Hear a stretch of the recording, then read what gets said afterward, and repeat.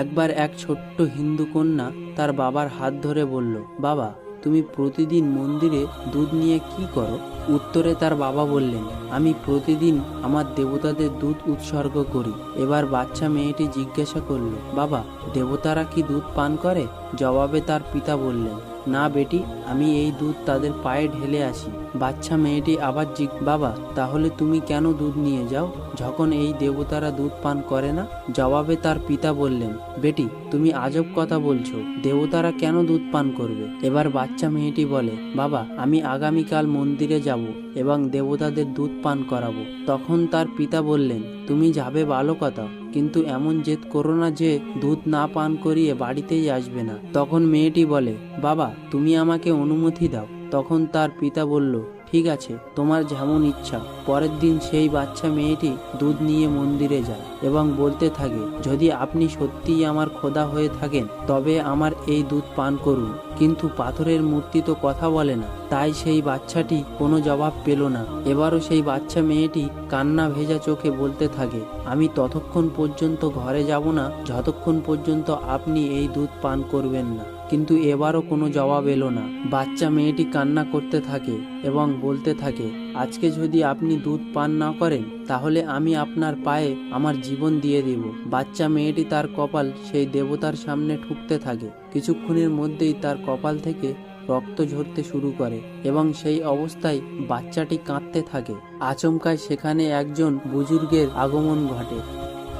তিনি ছিলেন খাজা মঈনুদ্দিন চিশতি রহমাতুল্লাহ আলাইহে। বাচ্চা মেয়েটিকে কান্না করতে দেখে খাজা মঈনুদ্দিন চিশতি রহমাতুল্লাহ আলাইহে বাচ্চা মেয়েটির কাছে আসেন এবং জিজ্ঞাসা করলেন, বেটি, তুমি কাঁদছো কেন? কি হয়েছে তোমার? জবাবে বাচ্চা মেয়েটি বলল, আপনি আপনার কাজ করুন আর আমাকে আমার কাজ। তখন খাজা মঈনুদ্দিন চিশতি রহমাতুল্লাহ আলাইহে আবার জিজ্ঞাসা করলেন, বেটি, তুমি আমাকে বলো তোমার কি হয়েছে? এবার বাচ্চা মেয়েটি বলল, দেখুন, এই পাথরের মূর্তি আমার দেবতা, তাকে আমি অনেকবার বলেছি আমার এই দুধটুকু পান করতে, কিন্তু সে পান করছে না। খাজা মঈনুদ্দিন চিশতি রহমাতুল্লাহ আলাইহি বললেন, বেটি, এ হলো পাথরের মূর্তি, এই মূর্তি তোমার দুধ পান করবে না। তখন বাচ্চা মেয়েটি বলল, আমি কসম খেয়েছি এই মূর্তি দুধ পান না করলে আমি ঘরে যাব না, ওনাকে আমার দুধ পান করতেই হবে। যদি উনি আমার দুধ পান না করেন তবে আমি আমার জীবন দিয়ে দেব।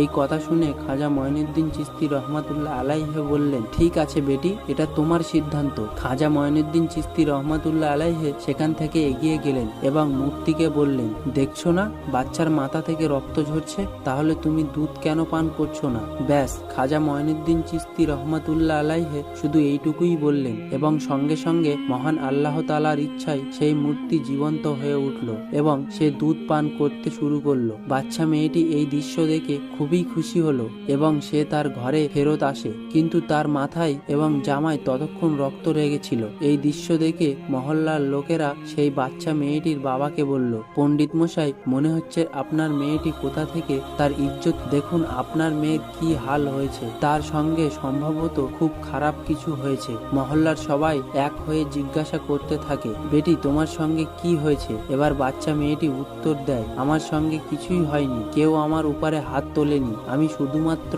আমার খোদাকে দুধ পান করিয়ে এসেছি। এই কথা শুনে সবাই অবাক হয়ে বলল, এটা কিভাবে সম্ভব? এই বাচ্চা মেয়েটি পাগল হয়ে গিয়েছে। এবার মেয়েটির বাবা জিজ্ঞাসা করলো, বেটি, তুমি সত্যি করে বলো তোমার সঙ্গে কি হয়েছে? তখন বাচ্চা মেয়েটি উত্তর দেয়, আমি ওয়াদা করেছিলাম আমি আমার খোদাকে দুধ পান করিয়েই তবেই বাড়িতে ফিরব এবং আমি সেটি করেছি। এবং সে আবারও বলে, আগামীকাল তোমরা সবাই আমার সঙ্গে যাবে, আমি তোমাদেরকে দেখাবো। পরের দিন সকালে সবাই সেই বাচ্চা মেয়েটির সঙ্গে মন্দিরে যায়। মূর্তির সামনে সেই বাচ্চা মেয়েটি দুধের বাটি রেখে আবারও বলল, আবার আমার দুধ পান করো। কিন্তু আজ পাথরের মূর্তি সেইভাবেই রইল। বাচ্চাটি কান্না করতে করতে বলে, হায় আমার খোদা, আমার ইজ্জত তোমার হাতে, এই দুধ পান করে নাও। এই দৃশ্য দেখে সেখানে উপস্থিত সবাই বাচ্চা মেয়েটির বাবাকে বলল, পণ্ডিত মশাই, আপনার কন্যা মিথ্যা কথা বলছে, আসলে তার ইজ্জত লুট হয়ে গেছে। এই সমস্ত কথা শুনে মেয়েটি এবার জোরে চিৎকার করে বলল,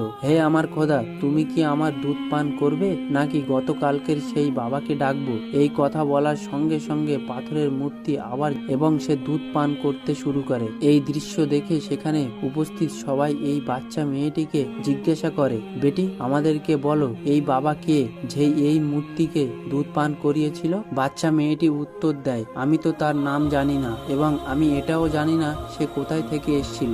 এরপর বাচ্চা মেয়েটি একটি রাস্তা দেখিয়ে বলে, ওই বাবা এই রাস্তা দিয়ে এসেছিল এবং এই রাস্তা দিয়েই আবার চলে গেছে। এরপর সবাই বাচ্চা মেয়েটির দেখানো রাস্তা দিয়ে ছুটতে থাকে এবং কিছু দূর গিয়ে তারা দেখতে পায় সেখানে একটি গাছের নিচে খাজা মঈনুদ্দিন চিশতি রহমাতুল্লাহ আলাইহে বসে আছেন। সবাই তাকে ঘিরে জিজ্ঞাসা করতে থাকে, বাবা আপনি কি সেই ব্যক্তি যে গতকাল পাথরের মূর্তিকে দুধ পান করিয়েছিলেন? খাজা গরিবে নওয়াজ রহমাতুল্লাহ আলাইহে এই কথা শুনে একটু মুচকি হাসলেন এবং বললেন, আমি সেই ব্যক্তি। এবার সবাই তার সামনে হাত জোড় করে বলতে থাকে, বাবা আমাদেরকে বলুন এটি কোন জাদু? খাজা গরিবে নওয়াজ রহমাতুল্লাহ আলাইহে তখন বললেন, এটা কোনো জাদু নয়, এটি হলো আমার আল্লাহ তাআলার প্রদত্ত একটি ক্ষমতা যা তিনি আমাকে দান করেছেন। এবার সবাই জিজ্ঞাসা করলো, আপনি আমাদের বলুন আপনার রব কে? খাজা গরিবে নওয়াজ রহমাতুল্লাহ আলাইহে তখন বললেন, আমার রব তিনি যিনি আমাদেরকে সৃষ্টি করেছেন, আবার তিনি মৃত্যু দেন, তিনি আমাদের রিজিক দাতা, তিনি এই সমস্ত